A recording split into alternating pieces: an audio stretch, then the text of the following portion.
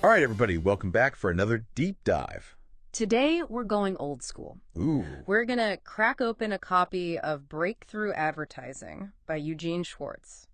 Class? It's a behemoth, right? It's a big book. Yes, it is. But I think it has a lot of really powerful stuff in it. It does. And so we're going to try to condense it into the, Yep. the essential elements here for you guys. Yeah. And really, the core of the book is all about this idea of consumer psychology, understanding how your customers think, what makes them tick, what are the desires and fears, and all of that, all the emotional stuff that really drives purchasing decisions. Right. And how understanding those things can really revolutionize your marketing approach. Absolutely. So to help us unpack all of this, we have an expert in the house who can help us break down these complex ideas and apply them to the world of 2024 marketing. Thank you for having me. Yeah. So Good to be here. so let's just jump right in. Let's do it. I guess first and foremost, why is this book Breakthrough Advertising? Why is it considered such a groundbreaking work in advertising? Well, I think you hit the nail on the head when you're introducing it just now. It really is about psychology. And I think what Schwartz does so brilliantly in Breakthrough Advertising is he emphasizes this deep understanding of the target audience that goes way beyond just basic demographics. It's not enough to know somebody's age or location, You need to understand their desires, their fears, their motivations. So it's not enough to know, okay, this person is a, 30-year-old tech enthusiast living in San Francisco. Right. You need to know more. Exactly. You need to go deeper than that. You need to understand what keeps them up at night. What are their aspirations? Yeah. What are they really looking for in life? Okay, so give me an example. How would you apply that to a specific product? Sure. So let's take the example of a weight loss product, right? Now, on the surface, you might think, okay, we're selling diet pills. We're selling a way for people to lose weight. But Schwartz would argue you're not really selling the product itself. Oh. You're selling the transformation. Okay. You're selling the feeling of confidence, the feeling of fitting into that little black dress, turning heads at a reunion. You need to tap into those deep-seated desires and paint a picture of the dream, not just the features of the product. So paint the picture of the outcome, not the thing itself. Yes, exactly. Okay, I'm starting to get it. So how do you even figure out what those desires are? How do you know what people are really wanting? A lot of it comes down to research and observation. Yeah. But Schwartz provides this really helpful framework for understanding where customers are in their awareness journey. Mm-hmm. He calls them the 5 stages of awareness. 5 stages. 5 stages. And this is really crucial because the way you market to somebody who's completely unaware of a problem is going to be very different from how you market to somebody who knows they have a problem and is actively searching for a solution.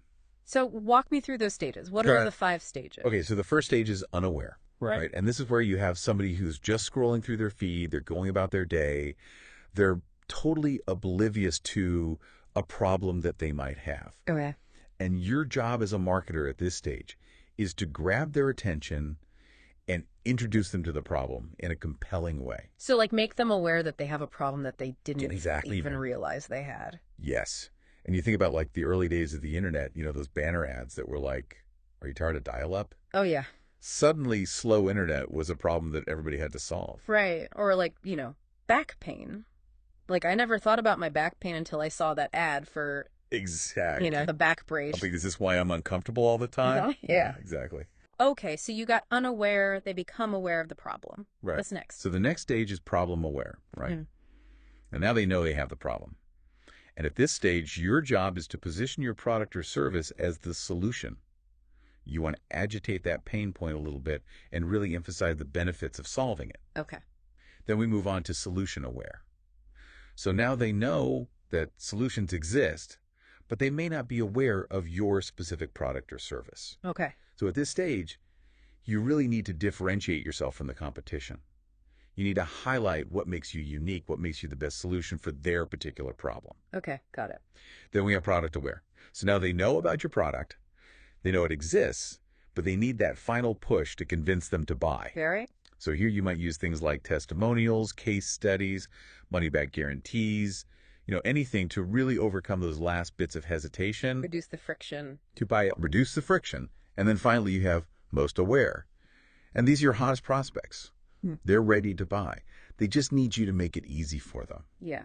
So, clear call to action, simple checkout process, all of that. So you're saying that somebody who's like ready to buy, like they're on your website, they're on your checkout page. Right. You wouldn't want to hit them with like a bunch of problem-aware stuff. No, you don't need to convince them they have a problem anymore. They know they have the problem. They're looking for the solution. Just make it easy for them to give you their money. So this is really making me think about the world of like AI and algorithms and all of that. Like, how does all of this stuff from, Schwartz wrote this back in the 60s. Yeah. How does this stuff still apply today in this like crazy, Right. world of hyper-personalized marketing?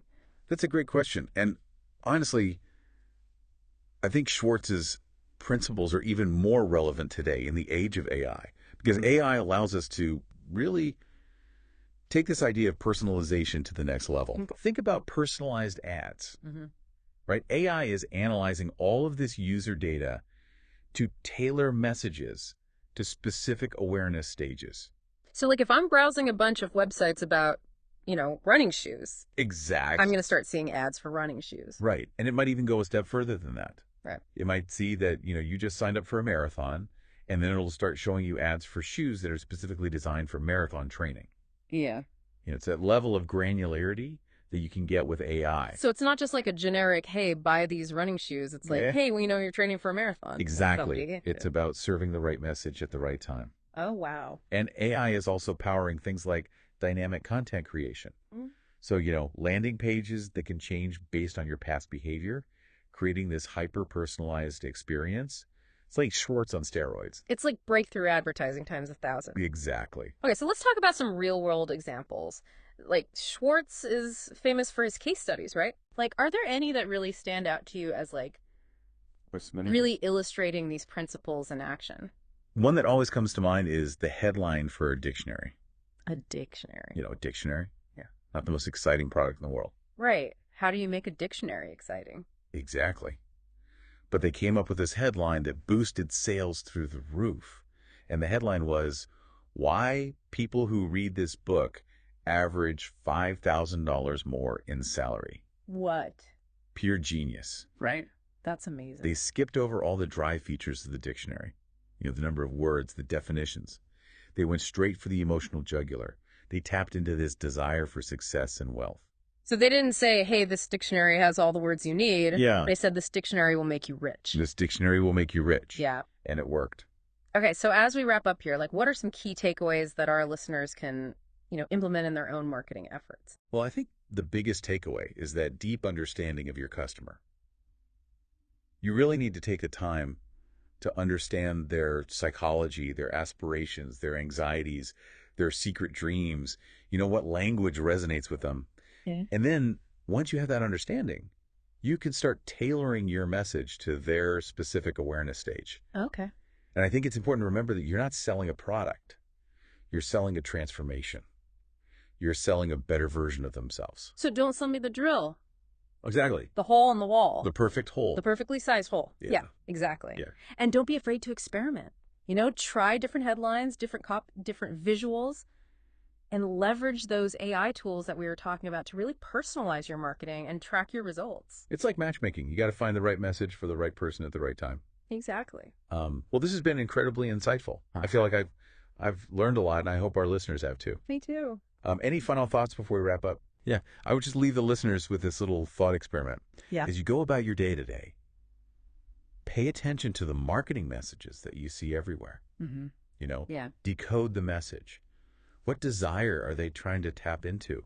What awareness stage are they targeting? And I think you'll start to see the world through a whole new lens. That's a great idea. And, who knows, maybe you'll even craft a headline worthy of Eugene Schwartz himself. That's the goal. All right, well, that's it for today's deep dive. Thanks for joining us. Thanks for having me.